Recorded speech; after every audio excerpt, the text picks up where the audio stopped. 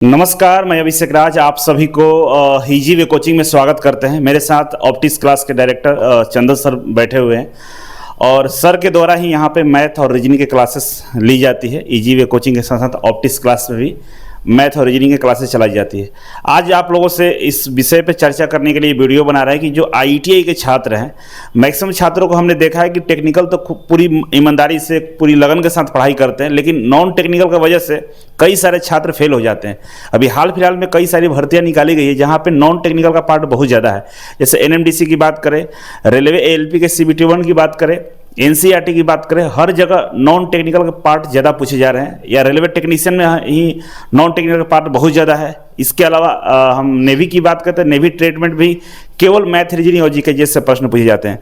वैसे में सर के द्वारा पिछले कई सालों से आईटीआई छात्रों को भी पढ़ाने का काम किया जा रहा है। कई सारे बच्चे सिलेक्ट हुए हैं। तो आज सर से चर्चा इस बात को लेकर करेंगे कि आखिर आईटीआई के बच्चे जो उनके दिमाग में एक कीड़ा घुसा हुआ कि मैथ थोड़ा सा भारी होता है, हल्का होता है, तमाम चीज़ों के बारे में आपको सर बताना है। तो सबसे पहले सर स्वागत है आपका। नमस्कार सर, आपको भी चैनल पर। तो सर बताइए कि आईटीआई के जो छात्र हैं मैथ और रीजनिंग को लेकर काफ़ी अंदर से डरे रहते हैं, तो ये क्या ये डर सच में सही है या इस डर को आपके द्वारा उसको निकाला जा सकता है? देखिए, सबसे पहले तो हम बताना चाहेंगे कि जो भी स्टूडेंट हमको सुन रहे हैं, मैथ और रीजनिंग जो ऐसा एक सब्जेक्ट है कि उसमें डरने की आवश्यकता ही नहीं है। जो आप लोग टेक्निकल जो पढ़ाते हैं उससे ही आसान है, बशर्ते होता है ना कि उस तरीके से इस भाषा में, सरलतम भाषा में इसको क्या किया जाए, समझाया जाए। यहाँ आपने देखा कि हम करीब 1 साल से यहाँ पर ईजी वे के साथ टाई अप कर पढ़ा रहे हैं, और बहुत सारे पीएसयू में जो वैकेंसी आई उसमें बहुत सारे बच्चे क्या कर रहे हैं, जॉब कर रहे हैं। जो पहले ऐसा नहीं था, पहले था कि बच्चे इससे बहुत डरते थे, सोचते थे। और दूसरा का ये भी है कि कुछ बच्चे आईटीआई के होते हैं कि पहले लगता था कि आईटीआई में मैथ का उतना स्कोप नहीं है, जो भी पीएसयू का एग्जाम्स होता है उसमें मैथ का स्कोप नहीं है। लेकिन आज ऐसा कुछ नहीं है। आज आपको मैथ भी पढ़ना पड़ेगा, रीजनिंग भी पढ़ना पड़ेगा, मतलब जितना भी सब्जेक्ट है, या आप टेक्निकल की बात कीजिए या नॉन टेक की बात कीजिए, आपको पढ़ना पड़ेगा। और उसको दूर करने के लिए हम ऑप्टिक्स क्लास के साथ और ईजी वे को मिलाकर हम क्या कर रहे हैं, लेकर चल रहे हैं। सर जैसा कि इस बार हम लोगों ने कोर्स लेकर आए हैं, सारे बच्चों को मैं बताना चाहता हूं सर कि मैथ और रीजनिंग का फाउंडेशन बैच लाया गया है। उसमें ई बुक भी फ्री दिया जा रहा है और मैथ और रीजनिंग आपके द्वारा पढ़ाया जाएगा। तो उस कोर्स के अंदर में ऐसा क्या खासियत है कि आईटीआई के सभी जितने भी बच्चे सबको पढ़ना चाहिए? देखिए, उस कोर्स में सबसे खास बात ये हम रखे हैं ना कि उसको जो बच्चे आईटीआई जो पीएसयू एग्जाम लेता है उसको देखकर उसको तैयार किया गया है।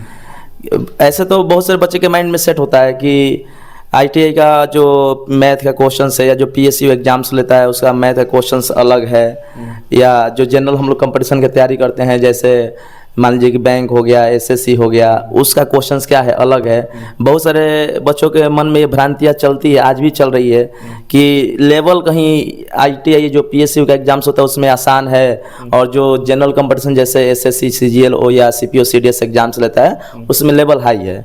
लेकिन ऐसा कुछ नहीं है। आप मिलाकर देखिए कि जैसे मान लीजिए कि सब्जेक्ट पढ़ना है आपको, परसेंटेज वहाँ पर भी पढ़ना है, परसेंटेज यहाँ पर भी पढ़ना है। हम ये मान सकते हैं कि थोड़ा सा क्वेश्चंस का लेवल क्या होगा, ऊपर नीचे हो सकता है, लेकिन सारा चैप्टर को टच कर रहा है, चाहे पीएसयू का एग्जाम्स हो और चाहे आपका नॉन टेक का कोई भी एग्जाम्स हो। तो ये चीज़ है। तो सर जैसे बच्चों के लिए मैं ये जो आईटीआई के बच्चे हैं तो उनको इस कोर्स के अंदर में हम लोगों ने इस बात को तो ध्यान रखा है कि जितने भी प्रीवियस ईयर में पूछे गए प्रश्न, चाहे पीएसयू का क्वेश्चन हो, चाहे रेलवे का हो, चाहे बिजली विभाग हो आपका, खासकर रेलवे टेक्नीशियन का हो, तो उसमें उन सभी प्रश्नों को कराया जाएगा या आपके तरफ से क्या प्लानिंग है? पूरा प्लानिंग के तहत कराएंगे। सबसे पहले तो बच्चा हमसे जुड़े। अब अभी हम बता दें, जैसे कि हमसे बहुत सारे बच्चे पढ़े, पीएसयू में सिलेक्शन लिए हैं। सिलेक्टेड बच्चे से इस चीज़ को अगर जानकारी दिया जाए तो बच्चा और ये करेंगे, बिलीव करेंगे। लेकिन हम बच्चा को कहेंगे कि आपको पढ़ना पड़ेगा, मैथ भी पढ़ना पड़ेगा, रीजनिंग भी पढ़ना पड़ेगा, और उसके लिए हम परफेक्ट तैयार होकर आए हैं कि अब आईटीआई के बच्चे को ईजी वे में जुड़कर केवल टेक्निकल नहीं पढ़ना है भाई, अब नॉन टेक भी पढ़ना है। इसलिए कि हम नॉन टेक भी उसी परफॉर्मेंस में लेकर चल रहे हैं और उसी लेवल का क्वेश्चन तैयार किया गया है जो एग्जाम से आपका क्या करता है, टच करता है। ये नहीं कि मतलब कुछ भी पढ़ा दिया जाए चाहे जैसे भी हो। और ये आपसे हम मतलब एक कंफर्म करना चाहेंगे ना कि अगर हम 1 साल बच्चा को पढ़ा रहे हैं तो उसके बाद वो देखने लायक होगा उसका मैथ और रीजनिंग, चाहे कोई भी PSU का एग्जाम्स हो, चाहे DRDO हो, बार्क हो, इसरो हो। यहाँ तक कि अभी देख रहे हैं कि अभी आपका बार्क में शायद एडवांस में भी पूछा जाता है, तो आप कहीं बच नहीं सकते हैं। और हम तो मैथ रीजनिंग के लिए जाने ही जाते हैं, इसमें कोई दिक्कत नहीं है। तो सर इस बार बच्चों को इस बात की गारंटी दिया जा सकता है कि जितना भी उनका प्रीवियस ईयर क्वेश्चन होगा जो पूछा गया होगा इसरो से लेकर रेलवे, बिजली विभाग, हर तरह के क्वेश्चन आप करवा देंगे? बिल्कुल बिल्कुल, इसमें कोई दुराय नहीं है। जो भी PSU का जितना भी सिलेक्टेड क्वेश्चन होगा सारा का सारा हम कराएंगे इस बार।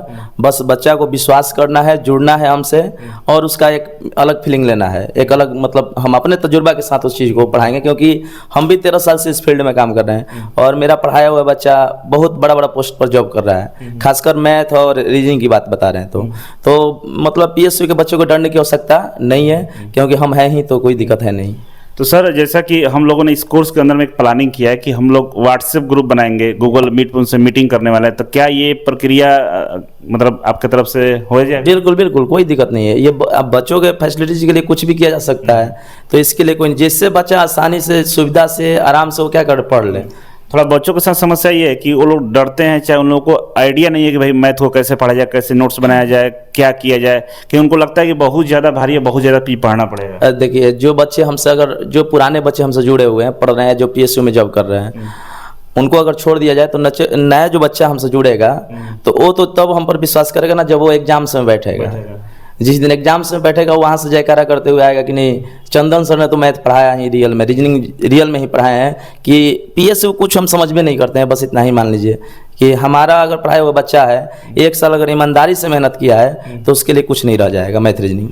तो मास्टर जो कोर्स मैथ और रीजनिंग का कॉम्बो कोर्स है, तो मैं मान के चलता हूं आप लोगों के लिए कि सर इस बात के लिए पूरी तरह से आश्वस्त है, गारंटी है कि उससे बाहर नहीं आएगा और जितने भी प्रीवियस ईयर के क्वेश्चन है सारे क्वेश्चन करा दिए जाएंगे। और ऑफलाइन में 10 जून से बैच स्टार्ट हो रहा है और नॉन टेक और टेक्निकल दोनों चलेगा। तो आप लोग अगर ऑफलाइन में पढ़ना चाहते तो बिल्कुल स्वागत है, नहीं तो अगर ऑनलाइन में पढ़ना चाहते हो तो सर का कोर्स लॉन्च हो चुका है और जिसका एडवर्टाइजमेंट आप EG वे ग्लोबल चैनल पर देख रहे होंगे, आपके एप्लीकेशन पे दिखाई देगा। ठीक है, तो बात और करना चाहेंगे सर, देखिए हम मतलब बच्चों के सामने एक प्रस्ताव रख रहे हैं कि जितना हम पढ़ा रहे हैं उसका मात्र आपको 35 से 40% ही पढ़ना है। जितना पढ़ाएंगे अगर उतना भी बच्चा ईमानदारी से पढ़ लेगा तो PSU का नौकरी एकदम कन्फर्म है। NMDC में भर्ती आया सर, ठीक है। और NMDC में कई सारे बच्चे को लग रहा है कि सर नॉन टेक्निकल पार्ट ज़्यादा है, तो उसके लिए क्या बताया? देखिए, बात समझिए कि नॉन टेक का पार्ट ज़्यादा है। कोई भी सब्जेक्ट पढ़िएगा ना तो उसमें पार्ट, अगर देखिए सबसे बड़ा चीज़ है कि अगर आपको अच्छा पढ़ना है तो अच्छा कुछ करना है, या नौकरी इतना जल्दी ये नहीं कि आसानी से मिल जाएगी, 2-3 महीना तैयारी किए और नौकरी ले लें, ऐसा कहीं नहीं है। ये कहावत है ना कि सफलता की ओर जाने वाली सीढ़ी जो होती है ना थोड़ा सा समय लेती है। शॉर्टकट, सफलता का कोई शॉर्टकट रास्ता नहीं होता है। तो जो भी बच्चे तैयारी कर रहे हैं, एक उनके अंदर डर बैठ जाता है कि PSU में जाएंगे, मैथ का फील्ड इतना बड़ा है, 42-43 चैप्टर है, हमको कंप्लीट करना है, कैसे होगा। तो वो जिम्मेवारी एक टीचर पर होती है कि किस तरह से कराना है।